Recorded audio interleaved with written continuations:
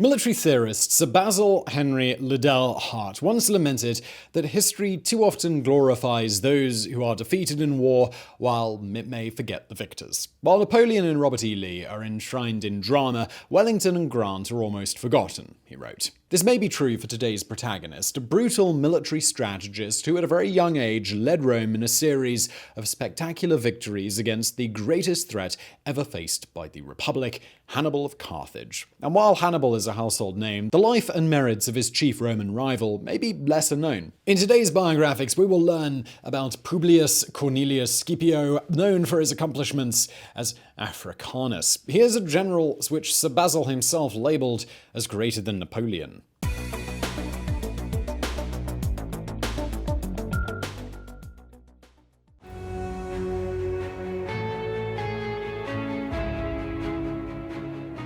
Publius Cornelius Scipio was born in the year 235 BC to a powerful patrician family. His father, Publius Senior, was a well-respected political leader and military commander. The life of Publius Junior has been chronicled by several Latin and Greek biographers, Polybius and Livy among others. But these writers of the past have written very little about the childhood and early teens of our protagonist. We know that Publius may have been born via caesarean section, considered a sign of future greatness. Livy even reports that Publius was conceived by his mother and a giant serpent. The same story was told about Alexander the Great, so it may have been a common myth told about great generals. From the boy's early teens, we only have one disputed anecdote. In this story, we learn of how Publius Senior had to drag a semi-undressed junior from the bedchamber of an older lady friend in just enough time to prevent a scandal. So, was this a common occurrence? Was Publius Junior, the son of the serpent, something of a precocious ladies' man chased around Rome by a prudish father? Well, the truth is we don't really know, but what a great theatrical narrative it would certainly make. Publius Junior as a spoiled aristocratic brat and troublemaker who slowly comes to accept his responsibilities toward his family and his motherland in the time of need. And time of need describes the catastrophe that threatened to destroy Rome. This was the invasion of Italy by the Carthaginian general Hannibal.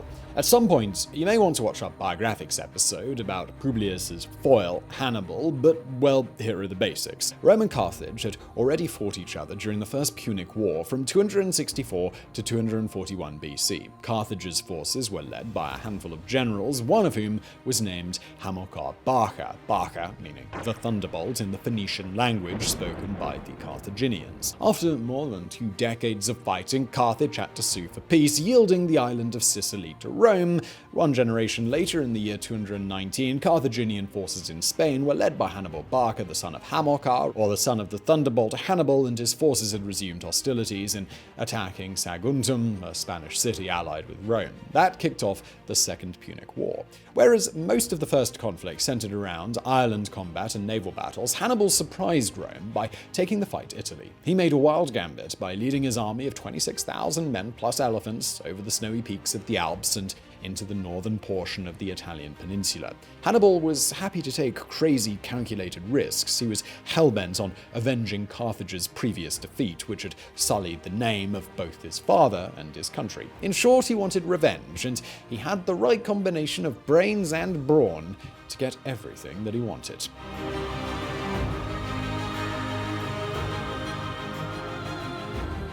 In 218, Publius Senior was one of the 2 consuls leading the Roman Republic, and Publius Junior was barely 17. The older Scipio was tasked by the Roman Senate to lead an army in northern Italy to oppose the incoming troops of Hannibal. Publius Junior followed his father and was put in command of a squadron of mounted bodyguards. The 2 armies clashed in the Battle of Ticinus River. According to Polybius, Publius Senior was surrounded by Carthaginian cavalry during the battle and seriously wounded.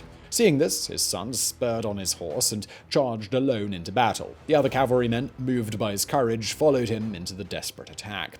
Caught by surprise, the Carthaginians broke formation and fled. Publius Senior, wounded but still conscious, hailed his son as his savior. The event cemented Scipio's reputation as a courageous leader. Clearly, Rome was in need of men like young Scipio, as Hannibal soundly defeated the Romans on the Ticinus and continued his march along the Italian boot. The brilliant general thrashed the Romans at the Battle of Trebia River and then again at Lake Trasimene. We don't have any evidence that the young Scipio participated in these battles. What can be speculated, though, is that young Scipio may have listened carefully to the accounts of these defeats, trying to learn what made Hannibal so lethal. Was it the elephants? Sure, Hannibal had a contingent of war elephants which terrified and crushed the legions. Or was it the cavalry? The Carthaginians were allies of the Numidians, a North African group who could boast some of the finest cavalrymen of the time. Was it Hannibal's knack to win new allies? General Barca was able to recruit numerous allies, first among the Iberian tribes and then among the Celtic tribes in northern Italy. Sure, it was all of these, but what made Hannibal a victor was his brilliant tactical mind, which did not refrain from the use of stratagems, traps, and ambushes to gain the upper hand in battle. On the other hand, the Roman Republic excelled in discipline and logistics, but lacked tactical creativity. They didn't even have a word for stratagems. Romans considered them to be dishonorable. Their two opposing concepts of warfare would be put to the test once more at the next big battle. On the 2nd of August, 216 BC, the Romans and Carthaginians faced each other near the town of Cannae in modern-day Apulia, the heel of the Italian boot. Hannibal fielded 40,000 foot and 10,000 mounted soldiers. The Romans were led by two newly elected consuls, Lucius Aemilius Paulus and Gaius Terentius Varro. Their army was stronger, consisting of 18,000 legionaries, but both the commanders and the troops lacked the experience of their opponents. At Cannae, Hannibal painted a masterpiece in Roman blood, a total and perfect encirclement of the enemy army. The Carthaginian general placed his troops in a slightly convex formation rather than the traditional line. His advanced troops at the center first goaded the Roman center to advance, then slowly withdrew. As they did so, the wings of the formation surrounded the Roman legions from both sides. Finally, Hannibal's cavalry attacked from the rear, preventing any chance to run away. The trap closed, and the youth of Rome was annihilated by the Carthaginian meat grinder. Many of the army leaders died, including Consul Aemilius Paulus. 48,000 legionnaires fell to their enemies, and that's the most conservative number. The mortality rate has been estimated to be 500 deaths per minute. In little more than 90 minutes, Rome lost more men in battle than Canada did in the whole of World War II, or almost as many men as the US in 10 years of war in Vietnam. Publius Cornelius Scipio Jr. was there as a 19-year-old tribunus or junior officer. We don't have an account of what he did during the battle, we only know what he did afterward. While the surviving legionnaires and officers were in shock, confused as to what to do, Publius displayed great leadership. The young officer rounded up a group of survivors and led them to safety, past Hannibal's men still looking for survivors. Marching in silence at night, always leading the way to look for the safest route, Publius led his band to the safety of Cannae. While on the run, Publius interviewed his men, trying to understand what had caused such a disaster. How could an army be crushed so decisively? By studying the battle, Scipio started to develop an admiration for Hannibal. Sure, General Barca was his enemy, but Publius would also consider him as his model, his master. And as we know, the destiny of every pupil is to one day surpass their master. After the victory of Cannae, Hannibal's army failed to take the initiative to storm Rome, preferring to rest in Capua, 30 kilometers north of Naples. Legend has it that the Senate sent a special force of 300 dedicated Romans to stall their movements. Not 300 Spartan hoplites, but 300 prostitutes, whose sole job was to keep Hannibal's soldiers busy. Whatever the truth, the Carthaginian force did waste some time gallivanting in Capua, and later they occupied southern Italy, foraging on supplies and gradually gaining new regional allies. Hannibal may have had a long-term strategy to weaken Rome until he forced it to surrender, but he had underestimated the strength of the bond between the Roman Senate and the Roman people. This was a bond of trust which not even 500 deaths a minute could dissolve. Some allies may have switched sides, sure, but others perpetuated their allegiance to Rome, and Rome resisted. If we now zoom into the Senate, we may find Scipio Jr. again. It's 213 BC, and Scipio is 22 years old. Since Cannae, he had married Aemia, daughter of Aemilius Paulus, the consul who had died in that battle. The couple later had 3 children, Publius III, Lucius, and Cornelia. Scipio's reputation for courage and leadership had accelerated his cursus honorum, the ladder of public officers leading to the consulship. Publius Senior would have been proud of him had he been there. While Hannibal had been plundering southern Italy, the Senate had adopted a wise strategy: attack and harass the Carthaginian allies in Spain to weaken them and cut them off from supplies. The Senate had dispatched Publius Senior and his brother Nullus to take care of the Iberian tribes. In 211 BC, a massive Iberian Carthaginian force attacked the Romans on the Bitis River. The Romans were repelled back as far as northeastern Spain. This defeat was compounded by a personal tragedy for Publius Jr. Both his father and uncle had been killed in battle. Like his Carthaginian foil, the struggle had now become personal. The Senate needed to appoint a new commander abroad, a proconsul, to continue the campaign in Spain. Publius Cornelius Scipio, barely 25, was elected almost unanimously to lead the expedition. Of course, he accepted to avenge Rome, his family, his father. Scipio appointed Caius Laelius as his second-in-command, a trusted right-hand man from his earlier military days. The two sailed off to Tarraco, modern-day Tarragona, to take charge of the surviving legions. The first act of the young general was to motivate those veterans to do the unthinkable. Rather than entrench themselves on the river Ebro, as they expected, they would attack their enemies in central and southern Spain. As his armies crossed the river, Scipio revealed his true objective: a city on the southeastern coast, the very capital of the enemy in Spain, New Carthage.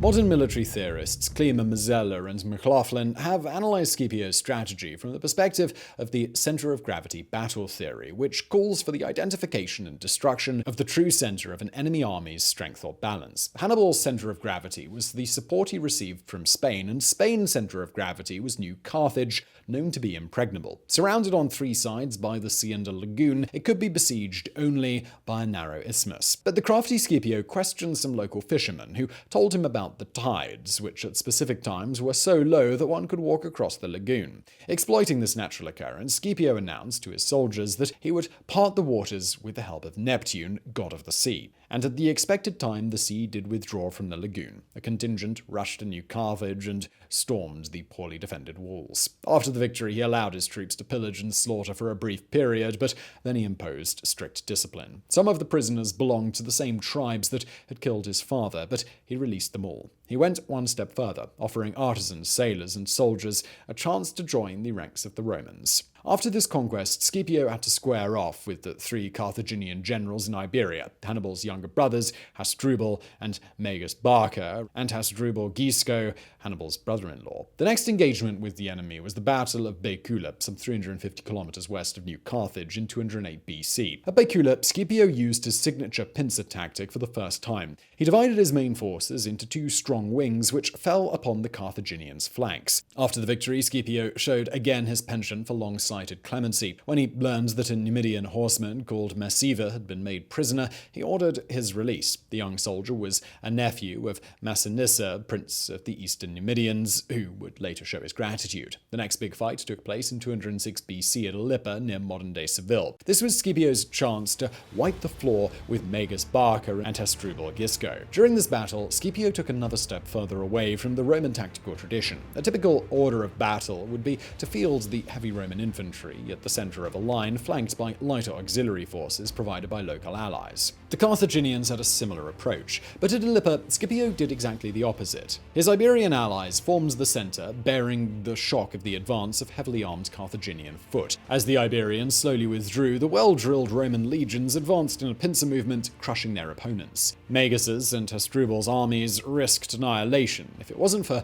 a violent and timely downpour. The sudden bad weather prevented the Romans from chasing their enemies, who managed to run for their lives. That must have been disappointing for Scipio. Nonetheless, it appeared as though the rains of Alyppa had washed away the remnants of Carthaginian power in Spain. Hasdrubal Gisco fled back to Carthage, while Magus Barca sought refuge in the Balearic Islands. Their local allies had switched sides to Rome, and Scipio had made some powerful new friends: Prince Massinissa and his legendary Numidian horsemen. At the young age of 29, General Scipio had subjugated a new province, Hispania, for the glory of Rome. But the fight was far from over. In the same year, Scipio made a quick trip to northern Africa to test the loyalty of Carthage's allies, in particular the western Numidians. He learned that the king, Syphax, was tied to the Carthaginians by marriage. His wife, the beautiful Suffenbal, was the daughter of Hasdrubal Gisco. Scipio's friend, Massinissa, was the prince of the eastern Numidians. While both Massinissa and Syphax had been fighting on the Carthaginian side, they were at odds with each other. Politically, they both vied for total leadership of the united Numidians. On a more personal level, Massinissa had long been in love with Suffenbal, the newlywed of his rival. During this trip, Scipio failed to turn the western Numidians against Carthage, but he cemented the alliance with Massinissa, boosting both numbers and the quality of his cavalry. Scipio's next trip was back home, back to Rome. He received a hero's welcome, and in 205 BC, he won the consulship, aged only 30. Scipio wanted to continue leading the war against Hannibal, who was still holding on to southern Italy. He was presented with two options: either confront Hannibal head-on in Italy with the risk of a second disaster like Cannae, or continue with the delaying tactics imposed by Quintus Fabius Maximus, nicknamed the Delayer. Maximus was the senior-most senator who for years had supported a strategy of harassing Hannibal's army to wear them down without giving in to a full-on battle. Scipio chose none of the above. His strategy was to set up a base of operations in Sicily and use it as a launching pad for the invasion of Africa. A direct fight against Hannibal was still too dangerous, but he could destroy him by targeting another center of gravity. Scipio had already taken out the center that had been providing Hannibal with recruits and supplies in Spain. Now he would target the center of his authority, Carthage.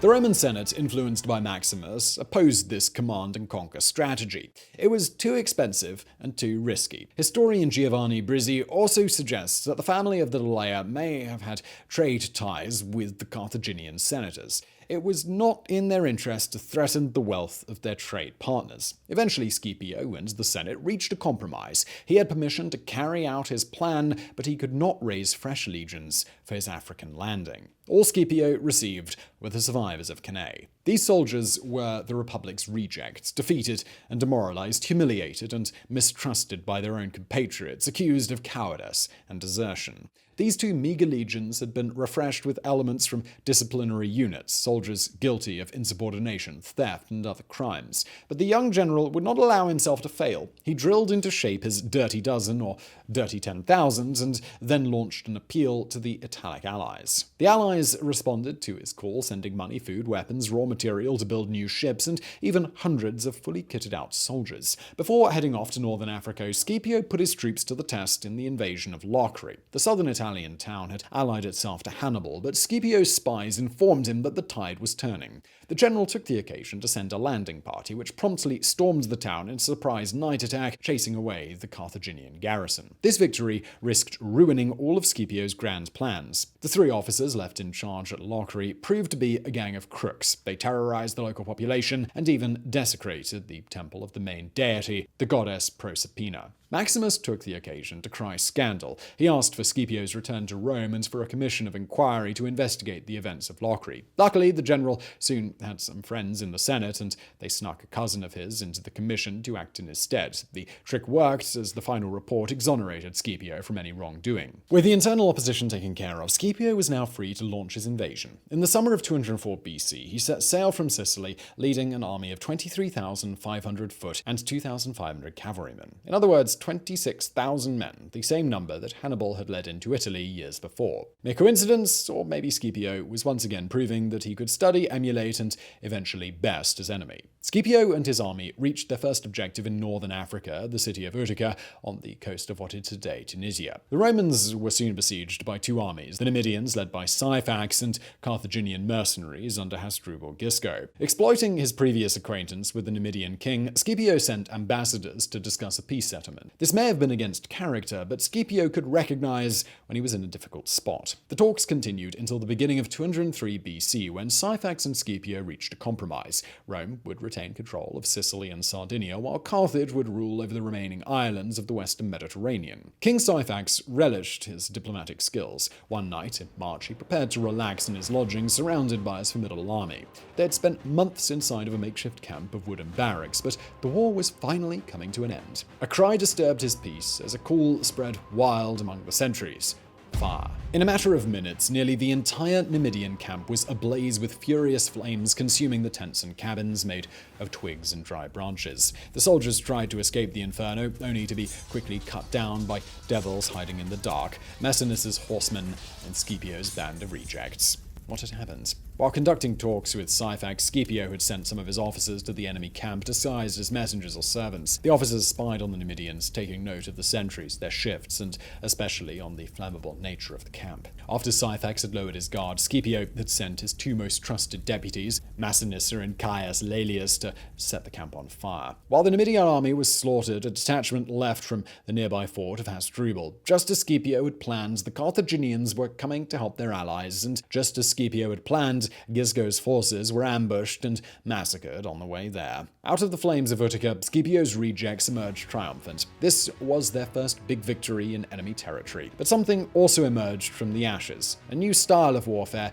previously inconceivable to the Romans. A tactical doctrine founded on stratagems, ambushes, and traps. It was yet another lesson learned from Hannibal, son of the Thunderbolt, one that Scipio, son of the Serpent, could not wait to turn against his master.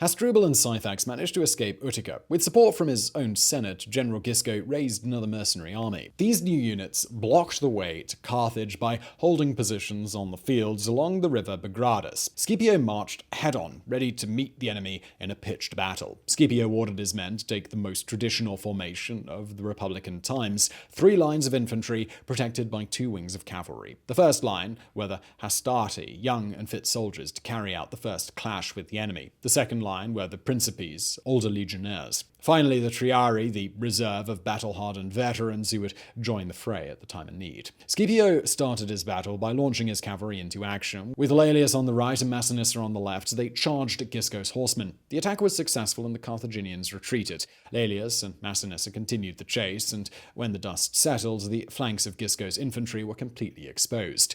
It was time to crush them. The principes and triarii would normally fight in long, compact lines supporting the hastati, but now Scipio had split them into smaller, agile maniples. This way, they carried out an enveloping maneuver, squeezing the enemies in a giant pincer. Scipio had evolved Hannibal's encirclement tactic into one that was much deadlier and quicker to execute. Another Carthaginian army had been destroyed. This time, Gisco and Syphax had fallen captive. Nothing and nobody stood in the way of Carthage. There was nothing left to do for its senate but start another round of peace talks. During the winter of 203 and 202 BC, Scipio imposed conditions that respected the integrity and sovereignty of Carthage and its African territories. But Carthage had to recognize Massinissa as the sole king of the united Numidians. The city had to withdraw its troops from Italy and abandon any plan to return to Spain. The Carthaginian Senate was also forced to disband the naval fleet and mercenary forces and to pay an immense sum of 5,000 silver talents to Rome.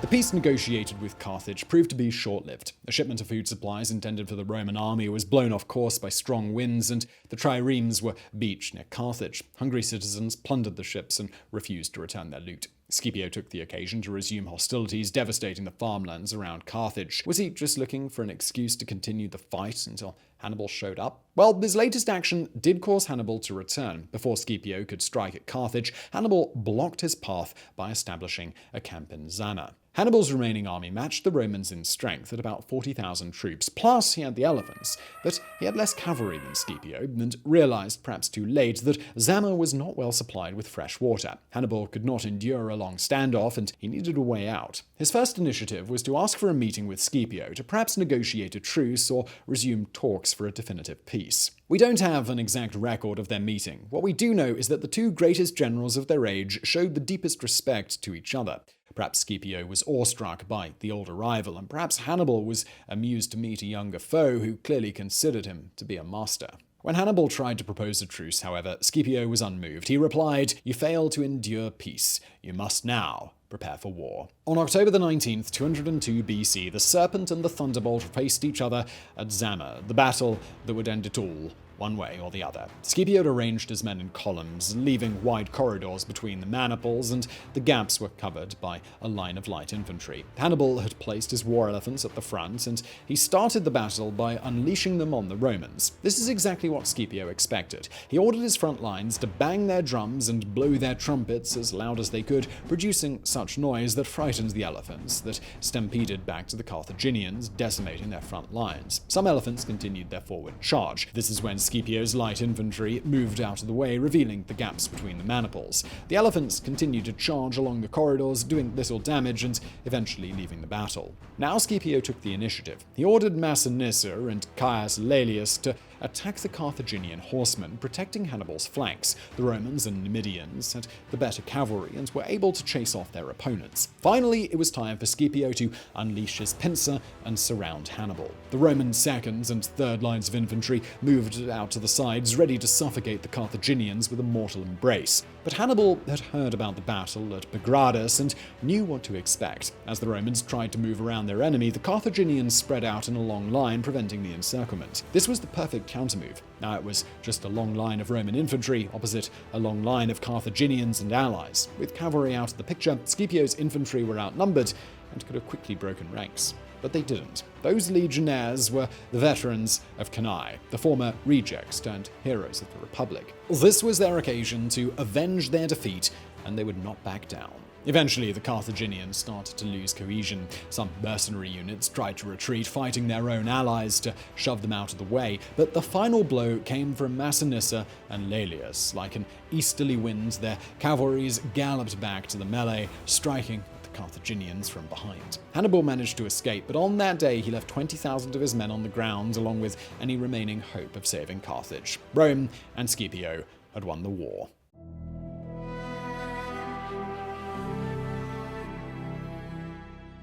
Publius Cornelius Scipio returned to Rome in triumph. He was now addressed as Africanus thanks to his splendid victories in northern Africa. Scipio had negotiated a very good peace deal for Rome. Carthage retained its possessions in Africa, but it became a client state of the Roman Republic. Carthage would also pay an indemnity of 10,000 silver talents, renounce all but 10 of its naval vessels, and all of its war elephants. During his campaign, Scipio had also won a new ally to Rome, Numidia. He had also conquered a whole new province, Hispania, the first Roman-controlled territory outside of Italy. Scipio was young, powerful, influential, and wealthy. His legions loved him to the point of swearing allegiance to him rather than Rome. This aroused the suspicion of the Senate. To the more conservative senators, this man was dangerous. What could prevent him from declaring himself king and returning to the days of the Roman monarchy? Rome was a republic, and she intended to remain one. The occasion to strike at Scipio came some years later. In 194 BC, King Antiochus III of Syria was threatening the Greek city-states, which at the time were under Rome's protection. His chief military advisor was none other than Hannibal. Scipio at the time was strongly opposed by his most vocal political rival, Marcus Porcius Cato, better known as Cato the Elder. But the presence of Hannibal in Syria alarmed enough of the Senate to allow for Scipio to retake the position of consul once again. Scipio left Rome for a diplomatic mission in Greece, Syria, and Asia Minor. According to some sources, he had the occasion to meet Hannibal during the trip. The two chatted like old friends, talking history and strategy. Scipio asked Hannibal who he thought were the three greatest strategists that had ever lived. Hannibal replied, Alexander the Great, Pyrrhus, and myself. Scipio had another question. But what would you have said if you had conquered me?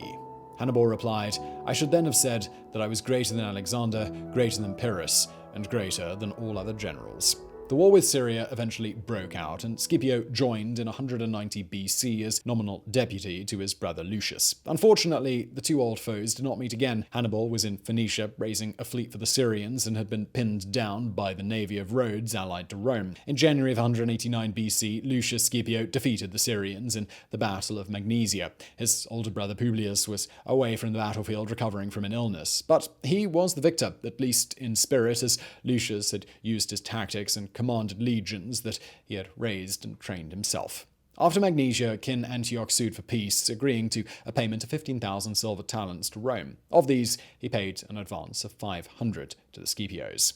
Africanus used this money for his private expenses or maybe to pay his soldiers' wages. This is still not clear. What mattered is that he had spent that money without asking permission from the Senate. This was the occasion that Scipio's rivals, fronted by Carte the Elder, were waiting for. He put the Scipio brothers on trial twice. The first time in 187 BC, Lucius was asked to produce the accounting ledger for the Syrian expedition, but Africanus intervened and tore it to pieces in front of the Senate. He then reminded them that he was being tried on the anniversary of his victory at Zama. The outcry was such that Cato contented himself with a mere fine to Lucius. At the second trial in 184 BC, Cato accused Scipio of embezzlement, corruption, and even planning to become king of Rome with a military coup. This time Cato was vetoed from further prosecuting the general by Senator Tiberius Gracchus the Elder.